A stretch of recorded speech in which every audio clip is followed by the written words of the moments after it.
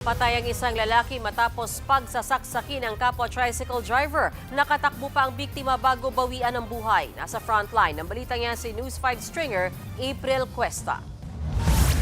Duguang naglalakad ang lalaking yan hanggang sa bumagsak na lang sa tabi ng tricycle sa barangay San Miguel Heights, Lawang, Northern Samar. Lumalabas sa investigasyon na napadaan ang 46 anyos na biktima sa bahay ni alias Carlo, 45 anyos. Sakto namang birthday noon ng apo ng sospek at abala sila sa paghahanda. Dati na raw na may alitan ng dalawang kapwa tricycle driver. Pinapalis niya doon sa area. Nagkaroon ng konting palitan ng salita hanggang itong si suspect natin, nagdilim na yung paningin. Kumuha na yun ng kutsilyo.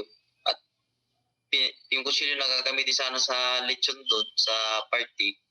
At sinunggaban na ng saksak itong si suspect si victim natin. Pinagsasaksak ng sospek ang biktima sa iba't ibang parte ng katawan. Naisugod pa ang biktima sa ospital pero idiniklarang dead on arrival.